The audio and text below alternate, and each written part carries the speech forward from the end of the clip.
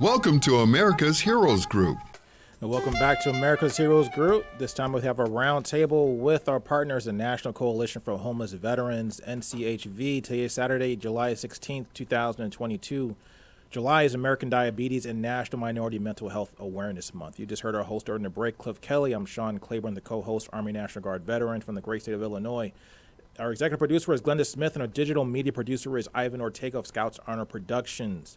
We have our partners on the line with us today, Kathryn Monet. She is the Chief Executive Officer of the National Coalition for Homeless Veterans.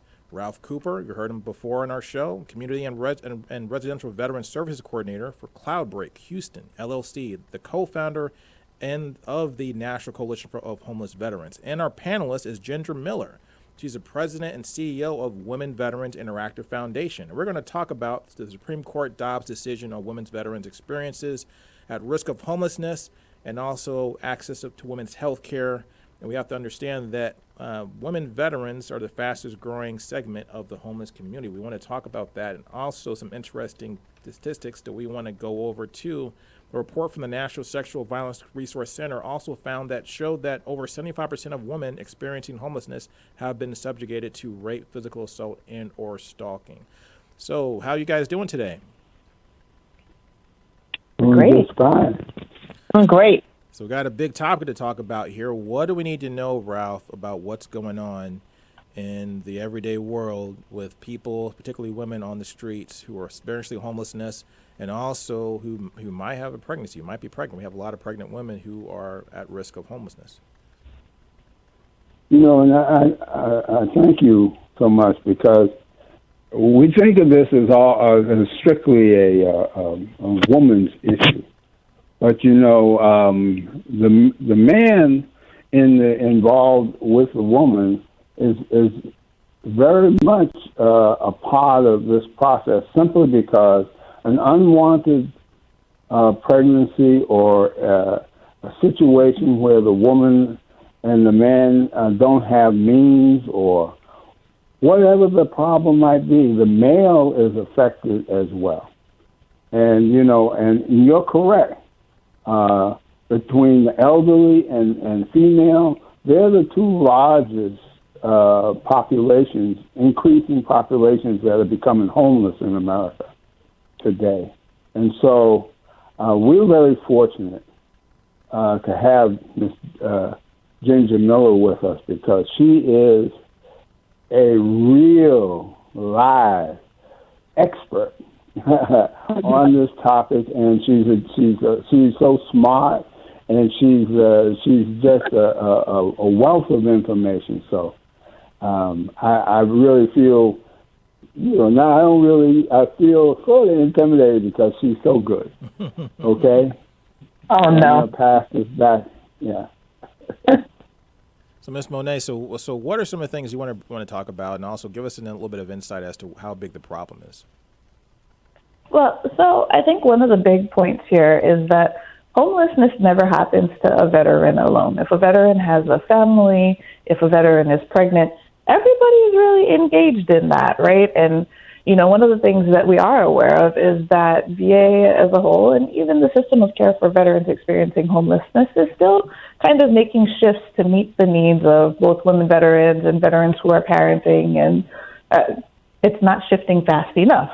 And so I think that's really one of the big worries here when we think about what Dobbs really can mean for veterans who are homeless or at risk of homelessness, right? It is that there aren't a lot of options. We know that it's terribly expensive in this country to have a baby and to, pay for childcare. I know that personally because I have a 3-year-old, right? And it is a really big decision to make, and a personal one at that, right? Mm-hmm. And so I think there is just concern about how we as a system create space to really get ready to ensure that we're giving veterans what they need to the best of our abilities. So Ginger Miller, you're our panelist of the day, and you have a lot of insight and some color you want to add to this whole topic. So tell us, what are some of the things we need to know about, particularly how Dobbs has affected the veteran community, particularly the homeless population? Well, first and foremost, thank you so much for having me on the show. Mr. Cooper, thank you for that introduction there. And, you know, I'm always intimidated by folks like yourself as well, because I just want to commend the work that you are doing at the National Coalition for Homeless Veterans, something that is so needed. But, as a formerly homeless woman veteran myself, I do understand that, when you become homeless, it's a process. It's not something that, happens overnight. And, I was homeless, with my son, who was about 2 or 3 years old at the time. But this situation that we find ourselves in right now with women veterans in particular, and I really want to lean towards those who are at risk of being homeless. You shouldn't have to make a choice of, okay, can I afford contraceptives, or am I going to get something to eat? Unwanted pregnancies lead to other things like depression. And when you think about women veterans, we're already dealing with a lot from the military. Some of us, MST, PTSD, military sexual trauma, and post-traumatic stress disorder. So when you add those other barriers and you add those other layers, these are some of the things that can tip somebody like right over the top. And when I say right over the top, I mean suicide. So when you think about, how these rulings and how these laws and how these changes affect veterans, you have to think about the veteran as a whole and all these other issues that veterans have. And again, especially those of us who have been homeless or those who are at risk of being homeless, because that whole at-risk population is an area where I think we really don't pay enough attention to. So, it makes me feel bad, as a woman and a woman veteran, that we have to make these kind of choices. And then sometimes I think when the folks, strike that pen and they take these things away, they don't really look at people as people. They're looking at data. And I think sometimes we get so caught up in the data that we don't realize is real people behind those data. Those numbers equal people. Those numbers equal, women veterans who are, it's bad for us right now, and this decision is only going to make it worse. So tell me more about some of the physical safety issues that women, I can imagine, a woman with a child, a woman that's pregnant, that are facing, and particularly in the streets when they're homeless, sexual assault, stalking, rape, these types of things that seem to be prevalent amongst females that are in a homeless situation. Absolutely, because, when you're homeless, you're vulnerable, right? And you're out there on the street, you're doing what you need to do to survive, and unfortunately, you have people that will take advantage of that situation, and God forbid, if a homeless woman veteran is raped and becomes pregnant, then what?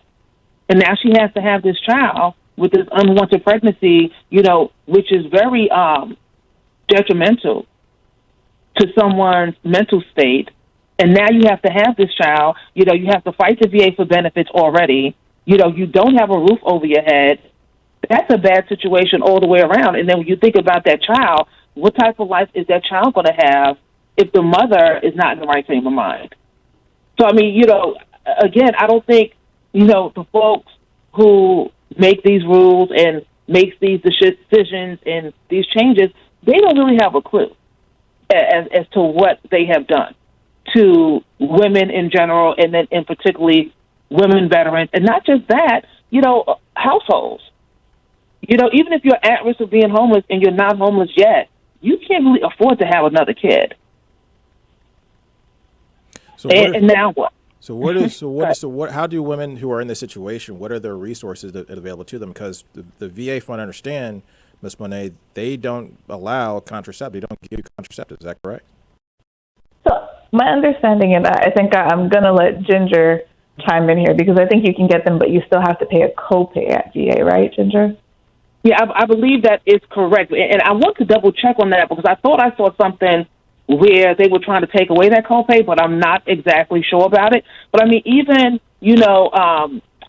with the copay, it should be free. Mm-hmm. Women can get them for free, right? Like I can. Absolutely. Active duty service members can. Just women veterans getting care at VA cannot. And that's an injustice, I think. So we're doing enough to look at contraceptives as a way to prevent a much bigger problem down the road? Because if a woman gets pregnant, particularly if she's in a homeless situation, it seems like if you put a lot of that energy and effort and resources in to try to create prevention measures, that could be a big help. Are we doing enough in the veteran VA system? Anybody? Kathryn, you want to go? Okay. Well, I think, as a whole, the VA system is not doing enough when it comes to prevention, period. Because we often wait until that veteran becomes homeless, to take action. And again, it goes back to my earlier point of paying attention to the at-risk population. So in my professional opinion, I want to say no, that the VA is not doing enough right now, in the realms of prevention, especially when it comes to pregnancies. So what? And as a male veteran, and I utilize the VA quite often, I have never had my primary care doctor speak to me about, Mr. Cooper, are you aware that you should probably use contraceptives, not only to prevent pregnancy, but to prevent disease. Right. So that's not a discussion that gets talked to the males, and they're the predominant users of the VA. So this should probably be something that we need to look at to talk to the men, because a woman can't get pregnant by herself. Right, exactly. So, we definitely need to step up to the plate on that. So, Ginger, what can the VA do now? What are some of the things that we need to change in the VA system to make this situation better? But also, particularly, what can we do to protect veterans that are at risk of becoming homeless, particularly females that are pregnant? Well, first and foremost, I think we all, including the VA, especially the VA, it needs to stop being so robotic, whereas, one shoe fits all. I know, to Mr. Cooper's point, when I go to the VA, they always ask, when was your last menstrual cycle? Can you be pregnant? And it's just like, let's take that conversation a step further to Mr. Cooper's point, like, are you interested in any type of contraception or whatever? So I think it really starts with a conversation, and then also, outreach and engagement to women veterans who are at risk of being homeless. And the sad part about that is no one's going to raise their hand and say, I'm at risk of being homeless. They're going to raise their hand when it's too late. So one of the things we do at the Women Veterans Interactive Foundation, we really drill down hard on outreach and engagement and go into the communities where women veterans live, work, and play with different type of events to kind of draw them out. And then once you get them out, you can tell them about the resources. So if folks don't know about the resources that the VA have, then it's just like not having resources at all. So, my biggest thing, I really want to see the VA do more for women veterans when it comes to outreach and engagement. And that's more than, setting up a table at an event, handing out, flyers, because you get that, you put it in your purse, and again, you're not going to take action until it's too late. There needs to be more partnerships with women veteran nonprofit organizations, especially those of us who are boots on the ground, because as I've told, the VA numerous of times, if you can have these formal partnerships for caregivers, now they're doing a lot with military spouses. So what about women veterans? Why do we always get left behind? But then when folks talk about the data, the data, the women veterans, they're doing so bad, but where's the action?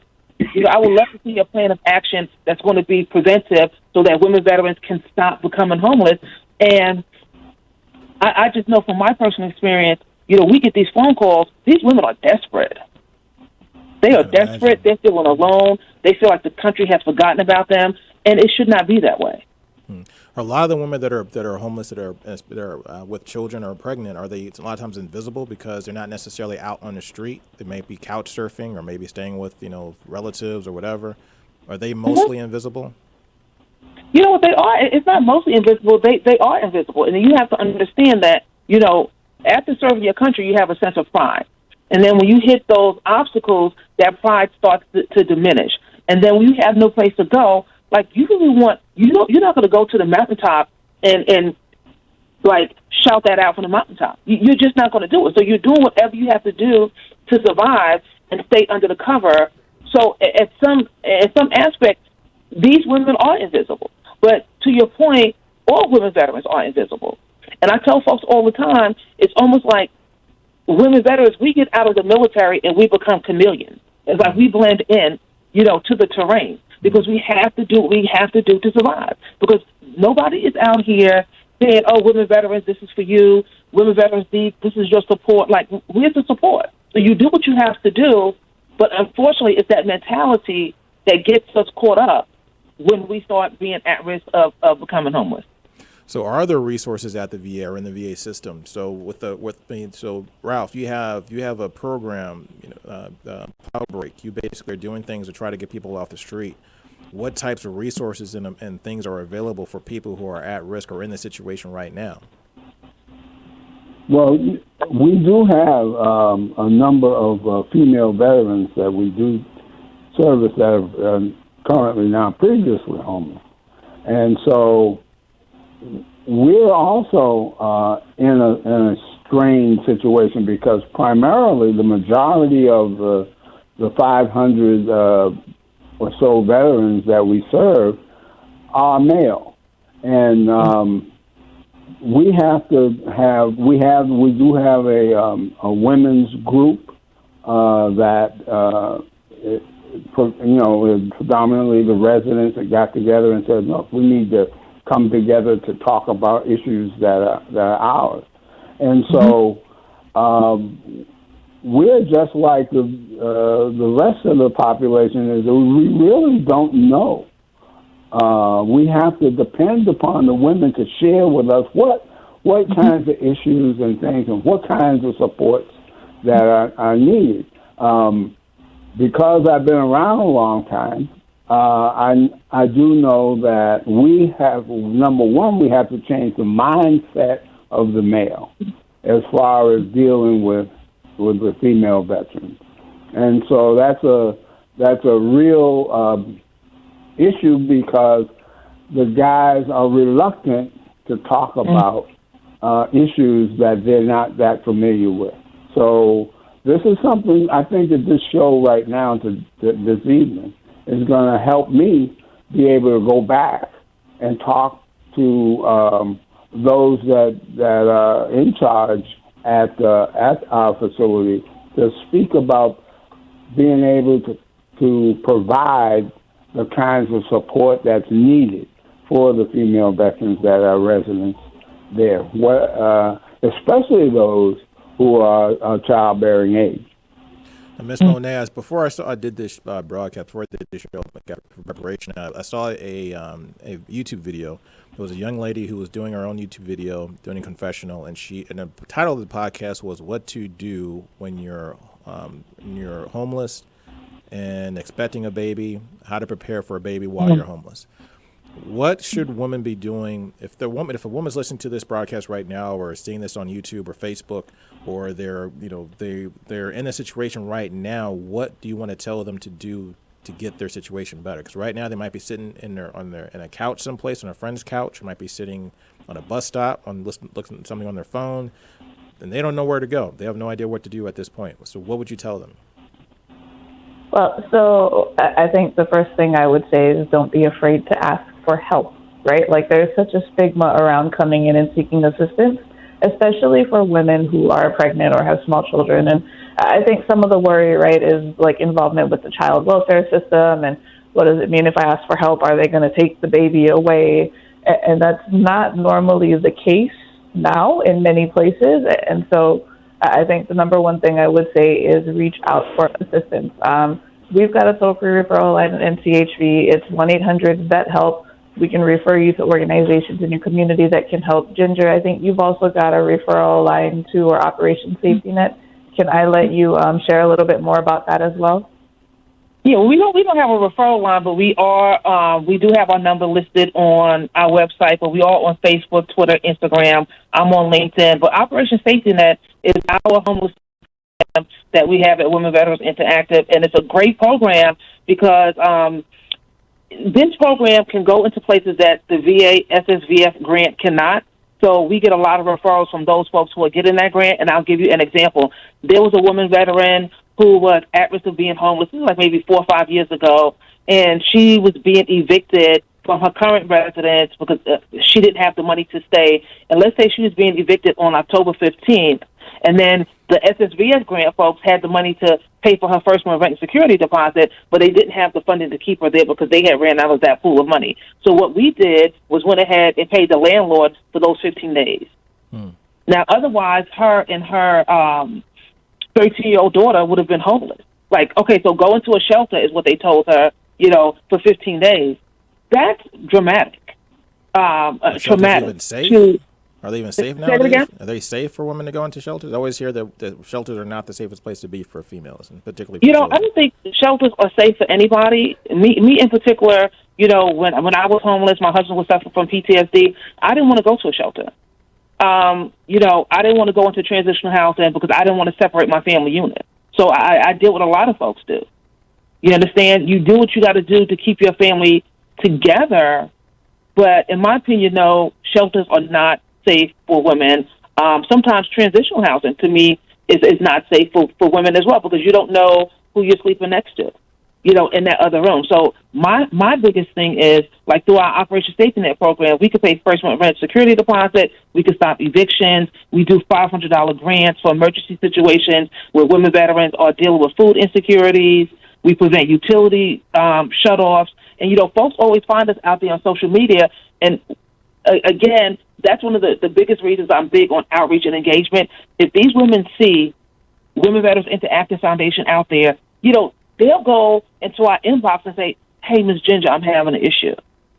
So that's a private moment for them. When folks always talk about a safe place, you have to really be interactive and engaged, and you have to put yourself out there in a way that's going to be receptive to that woman veteran that's having issues. Because, you may look good, right, on the outside. We clean up well, but I could be dealing with all kinds of problems. And I think that's something that a lot of people take for granted. Because you look good, they think you're good, and you're not. So how do you even recognize if somebody is at risk of being homeless? You have to give them that avenue to reach out to you first. And Kathryn, to your point, you have to encourage them to have the courage to reach out for help and let them know that this is a judgment-free zone. So if there is somebody out there right now, a woman veteran who is at risk of being homeless, reach out to Women Veterans Interactive. And to Mr. Cooper's point, there are not a lot of women veteran nonprofit organizations out here right now because it's really hard for us to get funding. Right? We have a campaign running now. We're trying to raise funds and stuff, but it saddens my heart to see so many women veterans who have started around the same time that I did. Their organizations don't take off and they go away. It's like you find something else to do because you cannot survive. But it doesn't mean that your services are not necessary. Okay, I'm sorry. Go ahead. No, what's the obstacle for women veterans organizations to get funding and the resources? obstacles are this. A lot of people feel that women veterans don't need our own nonprofit organizations, but then you hear Mr. Cooper talk about how, we don't really know how to engage. Well, this is going to help them to go back. Number one, that proves that our organizations are necessary. Number two, the women are coming, right? But when you try to get sponsorships or you try to get grants, word on the street is women veterans are hard to find. You can't engage with them, but we do. I had somebody say to me one day from a very big, well-known nonprofit organization, "Well, Ginger Miller, do you think that women veterans need their own programs, or is this just something you're passionate about?" And I wanted to say to her, when you go and raise your right hand and serve the country, then you come back and ask me that question.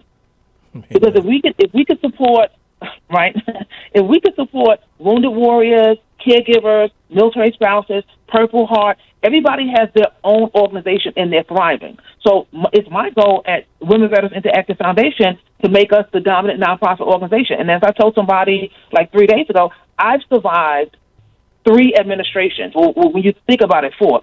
2 under the Obamas, the Trump era, and now this one. So we're going to be here. We're standing strong, and we're going to be here for the long haul. Absolutely.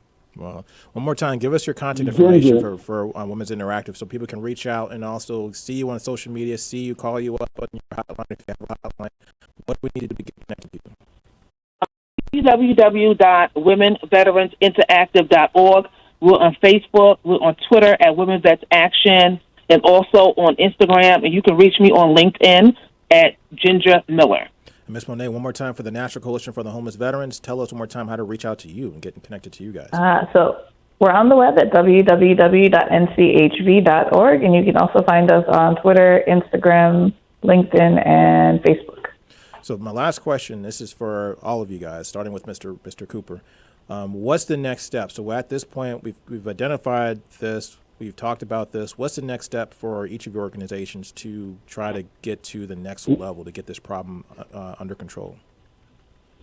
I know one of the things is a lot of women who served in the United States military don't even know that they're veterans.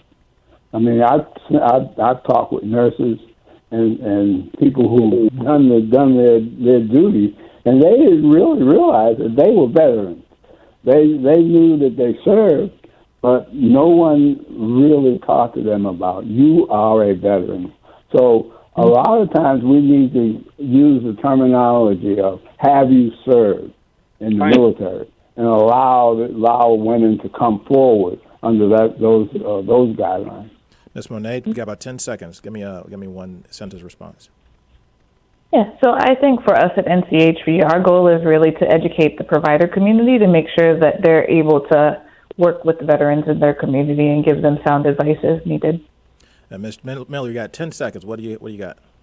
For this particular issue, what we're going to do here at the WVI Foundation is ride on the coattails of the National Coalition for Homeless Veterans to make sure that we can get this deed done.